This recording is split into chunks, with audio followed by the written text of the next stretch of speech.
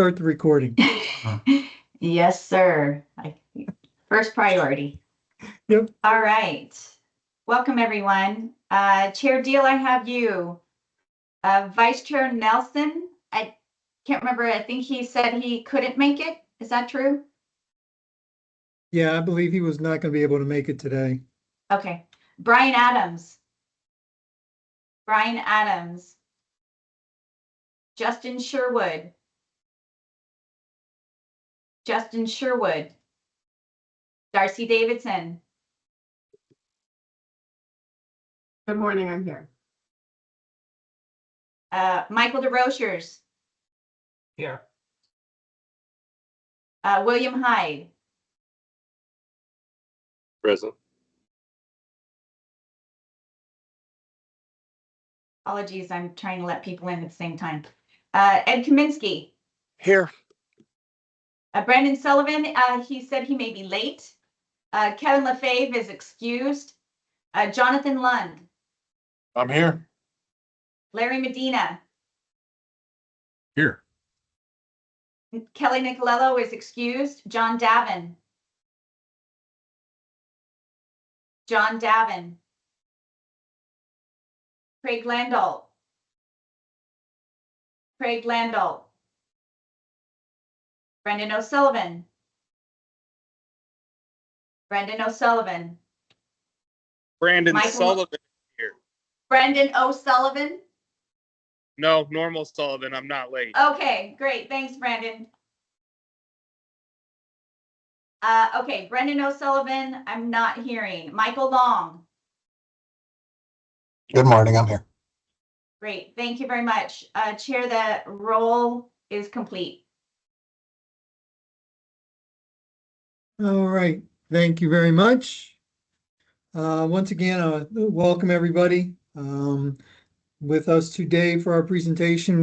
We're lucky to have Dottie, the Vice President of Government Relations from ICC, who's going to go over understanding evaluation reports. I know we've all had those and all reviewed them in the past, so looking forward to this. Welcome, Dottie, and the floor is yours. Oh, thank you so much. I appreciate it very much. And the honor is all mine to be here with you today. And I'm going to, let's see if I can do this again very easily here. I will go off camera too. See if I did this.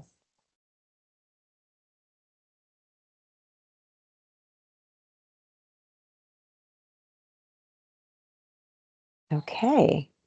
Can everyone see my screen? Yes. Yes. Okay, great. Okay, we're going to go right to slide 2. Okay, so I'm going to move this along because I know you have a full agenda, and I'm sure many of you are familiar with this. But I always, I do this presentation quite a bit. Obviously, I do it much longer. I usually do a 1-hour presentation, but I love to do this presentation in the 2 states that I represent. I predominantly do this in New York State.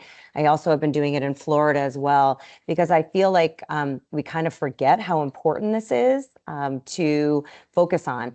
But ICCES is an evaluation service within the ICC. It is a subsidiary of the International Code Council. There are many other evaluation service bodies out there. Of course, I'm going to focus on the one that is within the ICC because it's the one I know the most because I work for the International Code Council. But it is, and I list the accreditations down here for your information. And I like to focus especially that our technical staff are licensed in all 50 states. So that is really important. And of course, the staff are experts in developing and interpreting the acceptance criteria for innovative products that are found in the international codes and of course, other codes. I am going to focus on our first 2 bullets predominantly. I'm going to just take probably about 15 to 20 minutes of your time today. So we're going to talk more in depth about those first 2 bullets, the ESRs and the ESLs. But just to mention that we do have now the ability to do some in-house testing, and that's through NTA, which is now part of ICCES. Also, we have solar thermal ratings and listings. That's their solar thermal collectors for heating, solar thermal heating, small wind. That's not what you see in the middle of the ocean, but that's what you predominantly see in agriculture sites or some of your sites where you see the small wind for energy, plumbing, mechanical, and gas listings, and environmental programs, what I tend to see all over WaterSense and Energy Star. So what is product certification? What I always focus on when it comes to ICC, ES, or your other certification bodies, certification is your evaluation service. Accreditation tends to go with IAS. So I like to say certification tends to be building materials. And when I do these presentations, I'm usually speaking to building and fire officials that are there taking my class, not just because they like to see me and say hello and just learn for free and for fun. It's usually because they're there to get their CEUs because they have to. They have to maintain their certification, whether it's ICC certification or their state-specific certification, because they need to maintain those hours. Well, those hours are also because they took an initial certification, and usually, whether it be every year, in the case of New York, they have to maintain, say, 24 hours annually, or to maintain their ICC certification, which is every 3 years, they have to take CEUs. And those CEUs are updated usually. Oh, I'm echoing. I don't know if you guys hear me echoing. And those CEUs. Oh, I don't know if everyone else hears me echoing. Okay, no. And those CEUs are usually based on when the codes change. So this is really critical that as building materials are certified, which is, of course, when the codes are updated, when they go through those testing materials, we want to make sure that those building materials are also not changed. Okay. So when those building materials go through that initial certification and they receive their ESR, that evaluation service report, we want to make sure that even upon the next code update cycle, even if that product is not changed in any way, they're still going to get an inspection of that manufacturing plant. We want to make sure that that product, that building material is not being changed in any way. So now sometimes the code does change. Maybe there is an increase of whether it's a fire retardant material or some type of structural stability aspect of the code. Maybe that material does have to be changed in some way. Well, we're going to make sure that that manufacturing plan is reflecting that. So that material is changing. So that's why there needs to be a continuous product certification inspection process. So that's why I like to kind of compare it often to that product certification is no different than the certification that has to take place to all of us as individuals. This is just to kind of show you what the ES mark is. As I mentioned, there are other certifying bodies out there that have their own marks. I'm sure many of you are familiar with UL. We all see that. ICCES has that symbol, and you'll see, if you look closely on theirs, if you do see the little C or the PMG or the listed, the MX, that's going to be your Canada, MX is Mexico, listed is what we're going to talk about when you see in your chapter 35, when you have your reference standard, those are your listed, which are reflecting of your standards. And that just is really, but you'll recognize it by the ICCES, but that's your listing mark. So let's dive into actual language. And I did take this right out of the 2024 International Building Code. And you'll see in this section, and this is the most up-to-date version, 104.2.3, which gives you the section entitled Alternative Material Design, Methods of Construction and Equipment. And in blue, and I took this right off our Digital Codes Premium platform, anything in blue, of course, is new language. But this is really which allows the authority having jurisdiction, the ability to allow new products or materials that's new to the code or some type of innovative material to allow that to be utilized in their jurisdiction. So this is that ability to do so. You can see the exception was added this time around for performance-based design as referenced by the International Code Council Performance Code. So that was the exception this time around. This is all new section this time, 104.2.3.5.1. It actually breaks down where it mentions fire tests, where it talks about tests conducted to demonstrate equivalent fire safety, again, with the alternative material design method of construction. So it does call that out.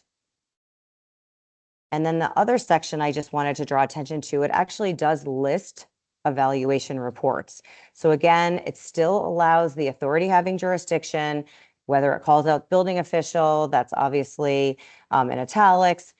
Some jurisdictions are calling, may have a different title, but it does call that out where it allows that jurisdiction to accept those evaluation reports as long as they deem that that method, new innovative product, as long as it has been tested, that they deem that it is appropriate and it is allowed, they can allow that product to be utilized in their jurisdiction. I took what New York State does. So I'm going to actually see if it will allow me to go back. So if you see, and this is a section in New York State, they do it a little bit different. They put the little NY to show that it is a New York State change. And I just wanted to use an example of what a state or jurisdiction, or state, local, or state law may do, or state regulation may do, just to show what they do. So instead of those 3 sections that are utilized in the 2024 IBC, they actually have 3 different sections. New York put it all into one section of the code. So there isn't something separate for fire tests, something separate for evaluation report. They put it all in alternative materials, design and methods of construction. And you can see in the bullet number 2, it does draw attention to the fire aspect where it calls out quality, strength, effectiveness, fire resistance, durability, fire safety. And then they actually break down in a bulletin where they highlight the evaluation reports and what they should look like. So every state might be a little bit different. Some may not modify at all. They might take that language verbatim. But as many of you know, most states modify Chapter 1, the administrative provisions, because they, of course, have their own enforcement regulations. I don't think there's a state out there, maybe there is, but I would find it hard to believe that doesn't modify Chapter 1 even the least bit, tiny bit, because they do have some of their own enforcement regulations. New York, I think, modifies probably almost the entire the entire Chapter 1, because they do have pretty lengthy modifications and their own enforcement regulations. But as you can see, they do still allow the ability for the authority having jurisdiction to accept alternative materials. They don't allow you to waiver, to provide a totally different code section, but they do allow for alternative methods and design. So it is really important that they do rely on the acceptance of evaluation reports. So let's get into what is important for these. And I love to break this down. And this was something that Mark Roberts and I were talking about, that a lot of people don't really understand what are in these evaluation service reports. And I know this to be the case because when talking to staff and ICCES, you know, a lot of people don't take advantage of actually reading them. I've hear many times when I do these classes, I'll say to the audience, you know, do you guys read these? And, you know, a few people will raise their hand and they'll say, no. The design professional, you know, they provide them, you know, they're the ones that decide which materials. My next question to them will say, okay, really? So you never have any errors on any of the plans that you get? And then they all laugh. I say, well, exactly. That's why you need to read these evaluation reports. So they're very important that they should be paying attention. Something new, I don't know if, well, not that new. I think it's been around for a couple of years now, but we now have a QR code that you can zoom in. And the couple of slides coming up, I have an actual evaluation report that you can put your camera on and you can actually see the full evaluation report, a real live one. But this one's an example.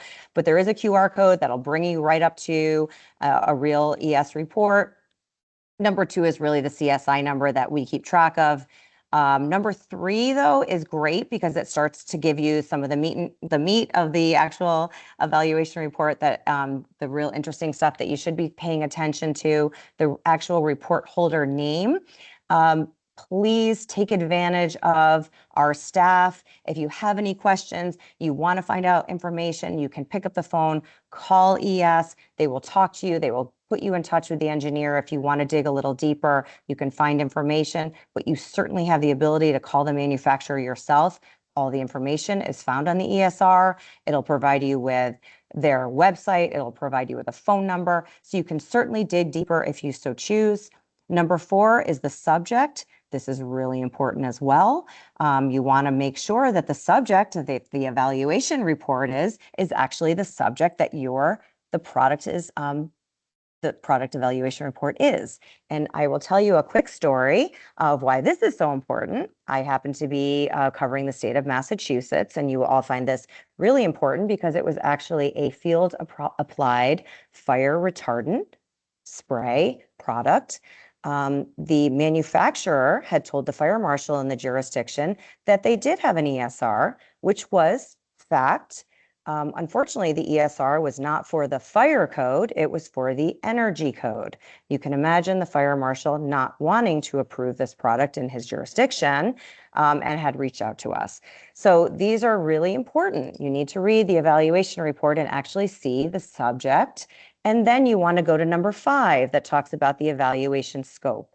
You want to read the code that the scope is being evaluated for. If you're in a jurisdiction where on this scope, it actually says the code year. If you're in a jurisdiction and you're using the 2021 International Building Code, wonderful. This is great. You're using a code that the product has been evaluated for, perfect. If you're in a jurisdiction that is not using this code, that's problematic. You're going to want to go back to the design professional and say, I'm sorry, this code is not yet either used by this jurisdiction, we're in a newer code, etc. So, and then it will go on and on. Number 7, it's going to talk about the uses. Number 8 is the description. You can certainly dig deeper, but to me, I think those first few items are critical. Again, dig deeper, design and installation, conditions of use, evidence submitted. That's going to be all the testing guidelines, all the data that has been produced. So again, dig deeper, read more. Every one of you on this call is certainly more technical than I am, and it's going to make much more sense to you than it is to me. So dig deeper, find out that information. But those first few items are critical. That scope, the codes utilized, and that description of use is critical. So here is an actual evaluation report. So this is ESR 1056. You can see the manufacturer on there. Again, you can certainly call ICCES. The information is at the top. You can use that QR code so you can see. Hopefully it'll work. If you put your camera up to it, it should work. And it'll actually pull it up to the ICCES website, and it'll show you that, that ESR. And actually my slide may be outdated, so maybe the newer one is up there. I'm not sure if it's been reissued. I should have probably checked that.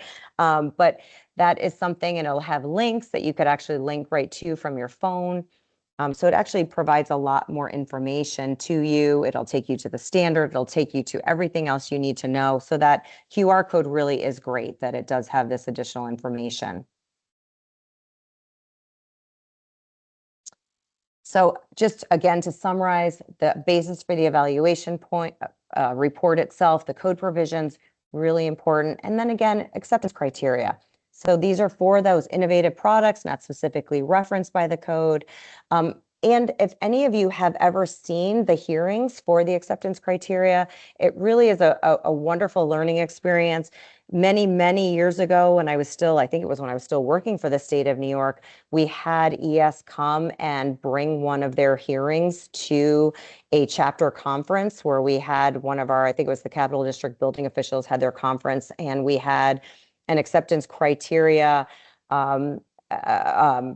hearing at one of the conferences, since one of the members from the state actually sat on the committee. And those committees are only people involved with life safety. So you don't have manufacturers, no one with a financial gain is making those determinations, and they will make the decision of the acceptance criteria. So it really is a great experience to actually see what goes into them.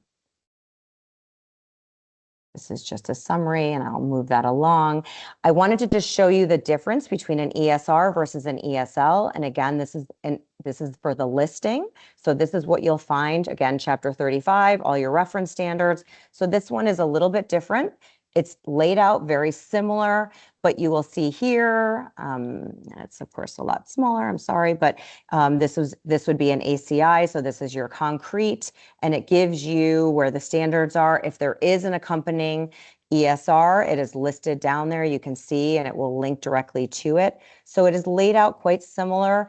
It'll give you also information too, but it will instead be the standard that accompanies the listing report.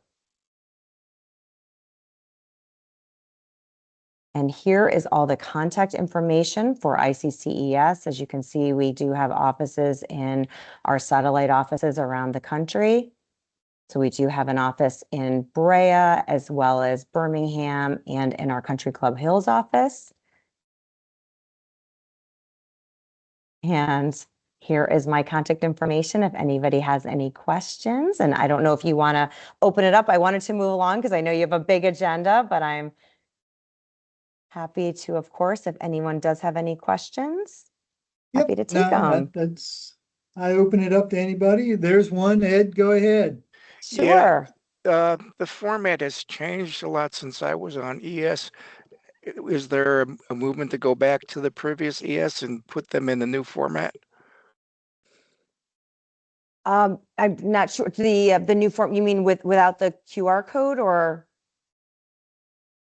Yeah, because now there's a QR code, but now there's the boxes up front that wasn't on there on the original ES. Is that the format? I don't know exactly when the format changed, but it's changed quite.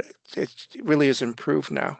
Yeah, no, it really has. And you know, they're always looking for a lot of information. And I just realized one of the things that I failed to mention too is a lot of we do have states, and I do represent Florida as one of the states. I cover New York and Florida does require a supplement at the end. So at the very beginning, you'll see, I know LA is another jurisdiction that requires that that ES actually review products to a specific jurisdiction's codes. So LA requires that, the state of Florida requires that ES take it a step further. So if a product might be evaluated to say the 2024 IBC or IFC, what have you, Florida says, I also want you to review those codes to the Florida building code, to the Florida, existing building code, et cetera.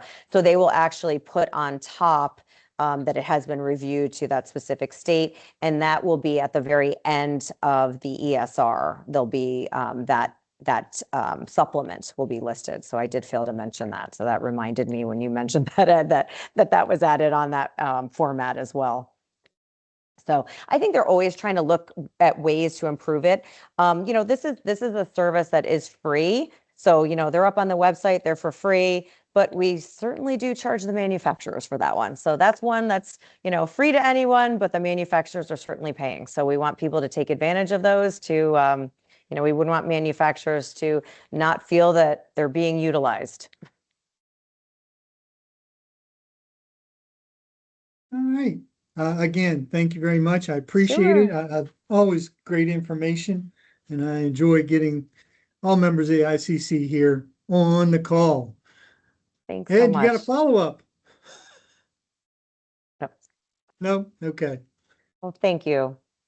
Thank you, Dottie. Seeing nothing else, we'll continue on to the program. Once again, we'll look at any additions or corrections to the agenda. I'm not seeing any. Look for the approval of the minutes, our last meeting from December 18th. I move for approval of the minutes. I'll second that. Very good. Any discussion? All in favor? Aye. Aye. There we go. I'll take that as a majority. Any nays? Very good. Motion approved. We will move into our work date updates. And before we do, I just want to remind everybody that, part of the annual report that we submitted to the board of directors included the goals from all of our work groups in that document. And just so as the work groups continue on with their meetings this year, I just want to continue to remind them to work towards those goals, those focuses on that. Also, we have almost 60 people on this call, and I would encourage all of the listeners on the call to join these work groups. Find something of interest, listen in, participate, because really the work groups and these goals can't be accomplished without assistance from all the members of the Fire Service, Membership Council. So I just want to encourage everybody to participate with these work groups. You don't have to be a member of the governing council, but we want your information. We want your input. We need that input, especially with the emerging trends and member engagement. Those two, we really want to be able to provide great information to you, the members of this council. So off my soapbox now, I will move into member engagement, and Larry Medina, please, sir. Yes, good morning or good afternoon, depending on where you're at. Membership engagement work group met yesterday and had a full all our members part of that. And to echo the chair's encouragement to hop on a meeting, we could use all the help in that work group to facilitate some good quality presentations and add value to the membership. Still working on completing our 2025 goals and setting new goals for 2026. Looks like we have some very good topics, and I'm putting feelers out there to see if we can get some additional speakers or some interest for people to speak. End of report. Thank you. Very good. Thank you, sir. Again, a lot of good work, and thank you, Christine, for putting your email address in the chat to encourage the people to sign up. Emerging issues and trends, Mr. Desrochers. Hey, thank you, Chair Diehl. And we had our monthly call on Monday and had another great turnout. And as Chair Diehl said, if you're interested in emerging issues and trends, send Christine an email and join our group. It's always a good conversation to be had, right? And these are important issues that we decide if it's going to impact the fire service. And as you well know in your capacity out there, whatever it is, that we can't keep up with the emerging issue and trends. And then I'd like to thank ICC right now for providing liaisons to our work group to support our 2026 goals. So you will see some new innovation here on how we can accept emerging issue and trend topics, how they're processed, who can look at them, and how we share that information across a wider group of folks. So great progress being made on that. Our next monthly call in February, we'll be able to provide hopefully an update on that. A couple of the new topics that we discussed on Monday that came to us. One of them is the big data centers and what's that mean for the fire service. When you're looking at the power demand, the fire hazards, and water supply, all that kind of stuff. So more to come on these large data centers. We're also, we discussed for quite a bit of time, these portable solar equipment installs now where you can purchase the solar panel, the inverter, the energy storage battery, and you plug it into an outlet receptacle. It back feeds power. The wattage is kind of low on these, but nonetheless, it is designed to reduce energy cost to the user. And you know, depending on how your state regulatory structure is set up, you may not regulate these because they're appliances. Anyways, we just spoke about that on Monday. That is spreading across the country, and right now they're used primarily in RVs or camping to charge iPads, iPhones, and this kind of stuff. But that's just another topic. The other one we tossed around a little bit, but we seem to lack a little bit of expertise, and that is these portable nuclear power generators. And that we just touched the surface on. So those are kind of 3 new topics that were discussed on Monday. And so if any of this kind of stuff is of interest, join our group. We'd love to have you participate and would appreciate your input. And that's my report. Thank you. All right, thank you, sir. Again, a great organization, a great group to be with. A lot of good stuff coming out of that. Moving on into public awareness. I know Kelly's not on the call. I didn't know if Christine, you wanted to provide. Sure. Thank you. So there was no work group meeting in January. The next work group meeting will be in February. However, I did meet with Kelly as chair of the work group, and he and I chatted a little bit about some items. So he's going to be working with the work group on their 2026 goals at the next meeting, and we're also finalizing the process and availability for the FSMC to post social media messages on the different social media platforms. Now, ICC uses LinkedIn, Facebook, Instagram, and X. So, and there is a process through our marketing communications team on how posts can be put on behalf of ICC. So it is a bit of a process.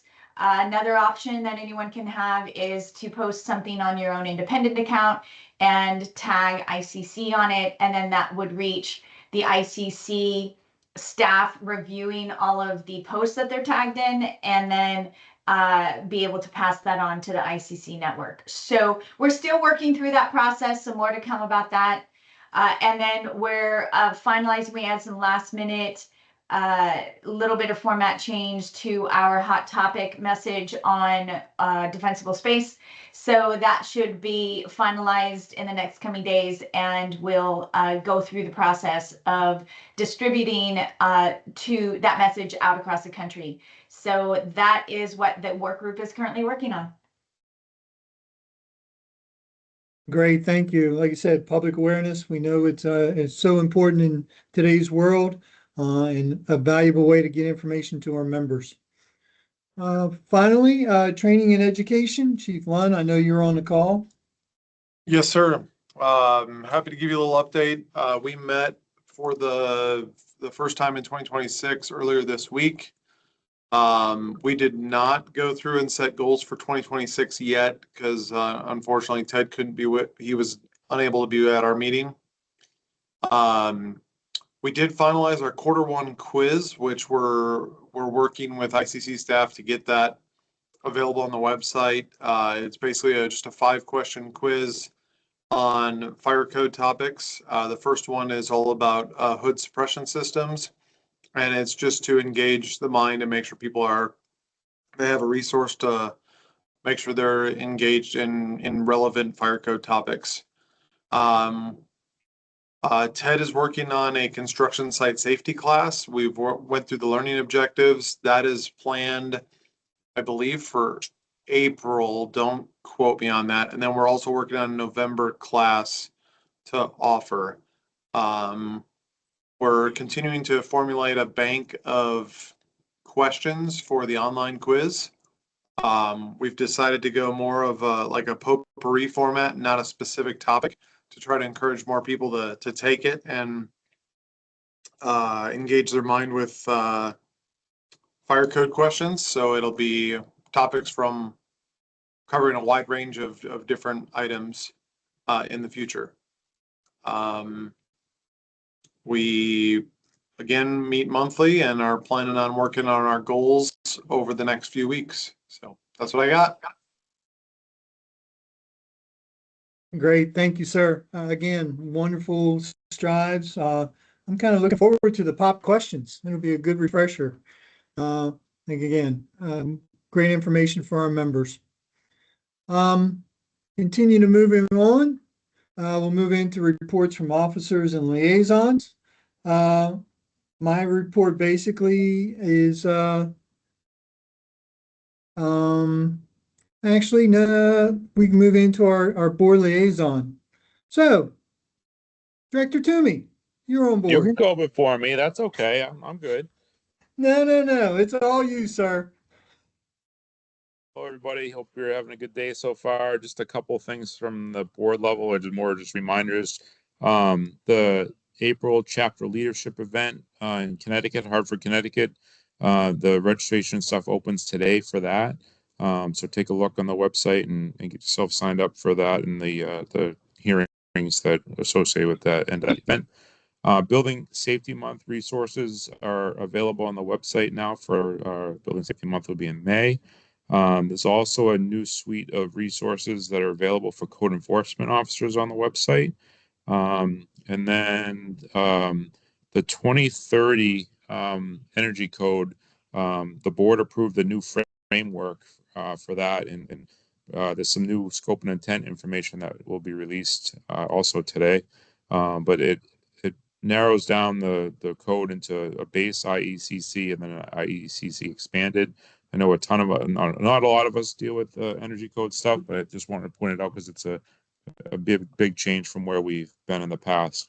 And lastly, if you hadn't seen or heard yet, the 605 standards going away. We voted at our meeting on Monday that the 605 standard is going to be going away, and that we'll be evaluating what's in the existing 605 that should make sense to move into the WUI code. So there's some more information on that will be coming out. So those are some of the highlights that I can think of. Happy to answer any questions if people have any. I don't remember if I saw any other board members on or not. I didn't get a chance to look. So thanks, Chair Diehl, and you got it from here. Thank you for the report. Wonderful to work with you. Continue to work with you, sir.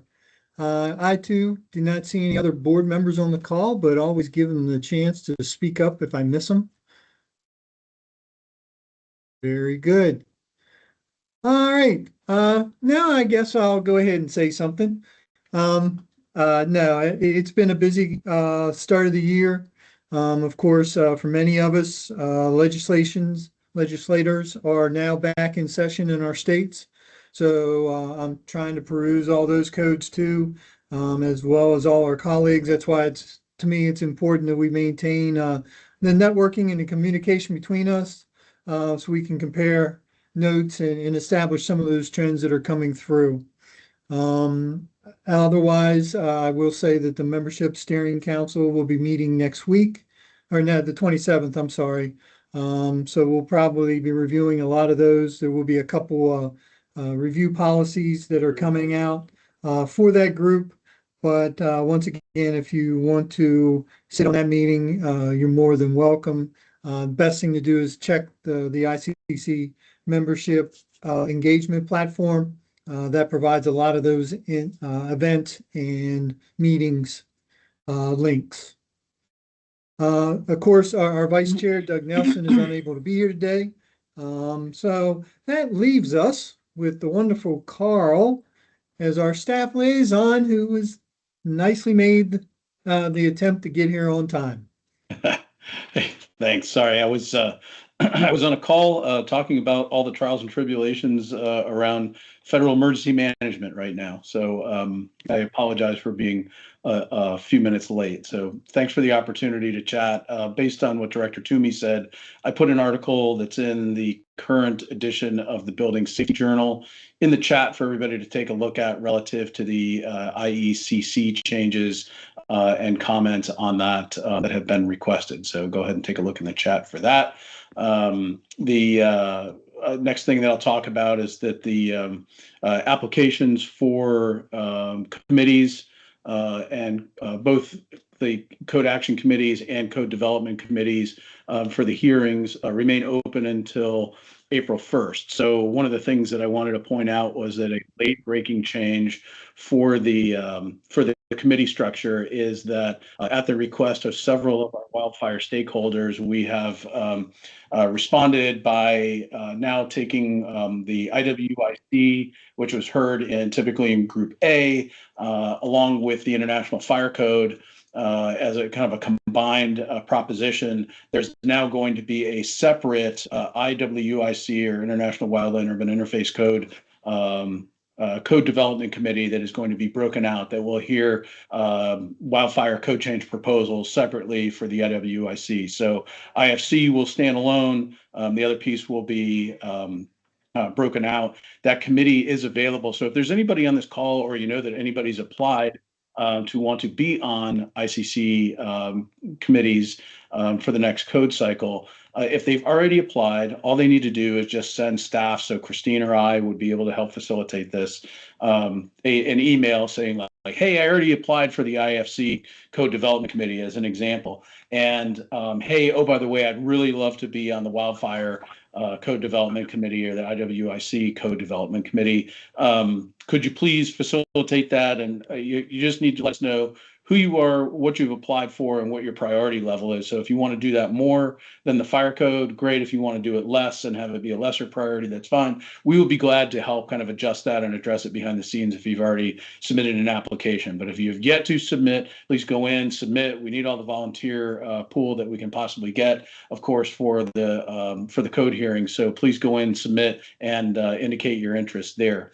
Following up on what Director Toomey was talking about with the ICC 605, just to give that some more detail. So the board received a scope and intent question under Council Policy 1, or CP1. Jeff Shapiro was the one who submitted that. I don't see Jeff on the call today, but Jeff, if you're on here now, just speak up. But the board received a question on scope and intent. Essentially, that question was whether or not the ICC 605 was intended to either overlap or duplicate provisions that are already included in the International Wildland Urban Interface Code, and if so, which specific provisions were permitted to be duplicated, which are not. So the board responded formally. Their finding was that the ICC 605 standard was intended to supplement and not replace or reduce existing WUI code or standards. And the board also recognizes that the supporting documentation that was submitted is valid, and has directed ICC staff to resolve conflicts between IWIC and ICC 605. Further to that, a couple of things are going to happen if you've been monitoring the ICC 605 development process. Our staff will sunset the ICC 605 code development process, which means suspending further action on standard development and kind of bringing that to some conclusion, making sure that we reach out to our committee members and speak with them in person. I'm in the process of doing that with some of our fire folks and our interested organizations right now, to give them the news, let them know what's been happening, and also to thank them so much for their hard work, and make sure that they know that the hard work that they gave to the process is not for naught. And will be certainly addressed in future editions of the IWIC. The other thing that I would say is that if there are code change proposals and you've participated in that process, there are code change proposals around ideas that you really liked, you're of course encouraged to submit those in the code development process for the Wildland Urban Interface Code. So that's another pathway to be able to address some of this. So the other thing that will happen is that we had an ANSI PINS filing, which is just a project notification filing with ANSI. ICC is going to be in the process of withdrawing that formally. And then, as Sean said, we as staff, Justice Jones, myself, others in our tech services group, and even some interested parties from the outside, we're going to go ahead and take a look at all of those provisions that were in the ICC 605, and we're going to package those up that are not duplicative, that are not lesser requirements, and package those up and make sure that they are presented at the very head of the next code development process for consideration by the Fire Code Action Committee, and primarily it's Work Group 7, which is the wildfire or the IWIC work group that's currently led by Bruce Johnson. So there'll be some changes coming up, but we're going to try to get that stuff in as soon as we possibly can, make sure the committee gets all that stuff and is packaged up, and they're able to take a good look at it and figure out whether or not the FCAC will vote to support some of these really great ideas that came out of the ICC 605, but make sure that they're in our key piece of code, which is the IWIC. So those are really kind of the big, I guess the specific or more detailed pieces that came out of the board's vote the other day. And Sean, I guess I'd just ask you really quick if you hadn't, if I missed anything in there, or anything else you wanted to add as an alibi, you're certainly welcome to. That's all I had on the 605. Good to go. Good. All right. Sounds good. Last thing is that our fire and disaster mitigation team is off to a great start. Christine, are you still on the road today, as a matter of fact? No, I got back last night. And you're all off on time schedule. I'm a little off. So Christine just got back from Alaska, if she hadn't told you guys yet, and they were up meeting with some of our fire service counterparts and other folks up in Alaska. I think the State Fire Marshal Lloyd Nagano was part of that visit. So thanks for doing that. So we're off and headed in a bunch of different directions already.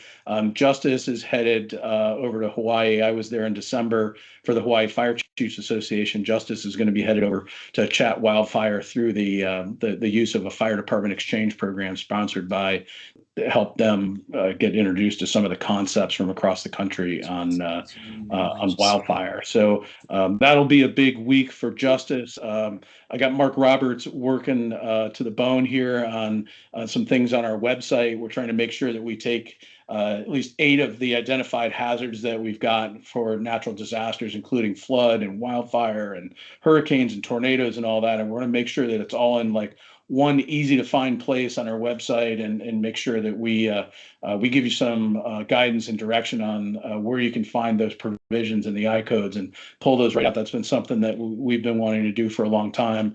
Mark is spearheading that.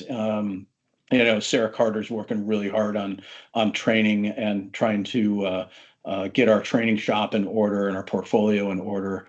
One of the things that this group should know is that at some point soon we will be looking to you for referrals and for some discussion around your interest in being able to help us out in the training environment. We'll get to those details at a later time, but we've got a really great network through the Fire Service Membership Council that we want to stress and use for purposes of advancing ICC training. More to follow on that. The last piece is that we will be doing as a team an offsite strategic planning meeting down in Austin, Texas, coming up second week of February. And I wanted to just say that we're going to be hosted by a really good friend of mine, the Director of Emergency Management in Austin, Texas, who I used to work with here in Norfolk, Virginia. His name is Jim Reddick. Jim has graciously allowed us to take up some space in his Emergency Operations Center for our planning purposes, and we'll be working with him and his team to help our team get kind of plugged into that intersection that I work in a lot, which is that emergency management, disaster mitigation intersection, and understand how a big city emergency management organization does things like disaster mitigation and using and promoting the codes on a daily basis. So particularly in a tough environment like Texas, which is not the easiest to work in from a resilience perspective. So we'll be there for a couple days doing a team offsite, and we'll report back to you at next month's meeting how that went and talk a little bit about where we're headed for 2026. So that's what I've got. Thank you, Mr. Chair, and I'll take any questions. If not, back to you. Again, Carl, thank you very much. And thank you, staff. Once again, an excellent team that we are blessed to have and looking forward to continuing working together.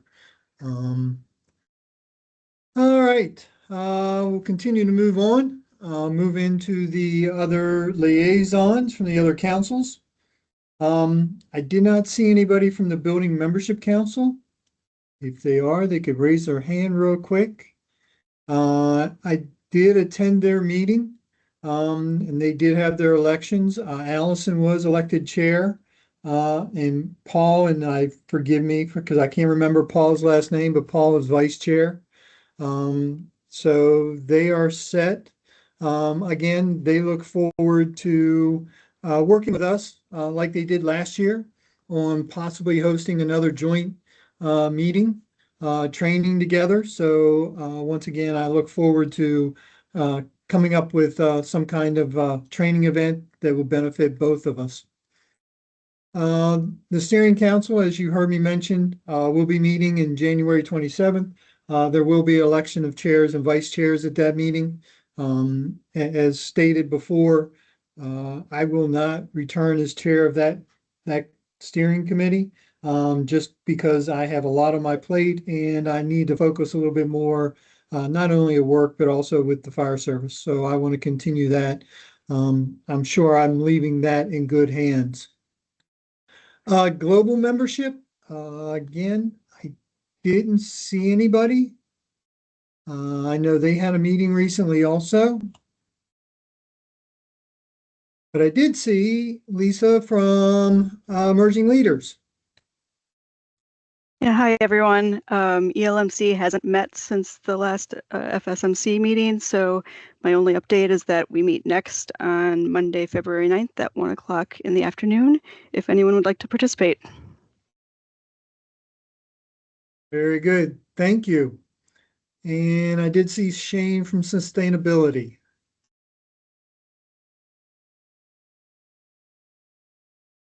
Did he leave? Okay. Anybody from PMG?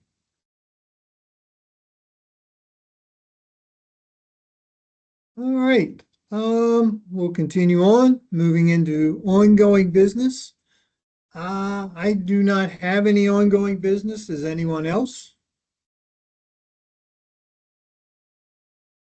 Seeing none, we'll move into new business. I know there's going to be a lot of new activities coming forward, a lot of events coming up on the plate, but I don't have anything other to announce right at this time. Anybody else have any other new business for the council?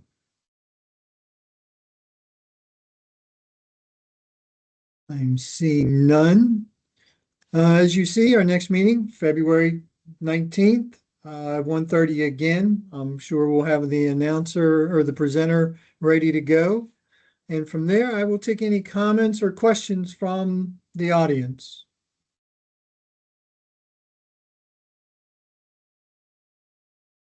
This is a quiet group today. Anything for good of the order? Once again, a quiet group, but I appreciate everybody's time. Again, thanks Dottie for the presentation. Thank Carl and staff for getting everything together. And I look forward to continuing on and hearing from next month. Is there a motion for adjournment? So moved. Second. Very good. Thank you again, everybody. I appreciate your attendance. Look forward to seeing you on the work groups. And as always, stay safe and see you next month. See you, Tim. Take care. Take care.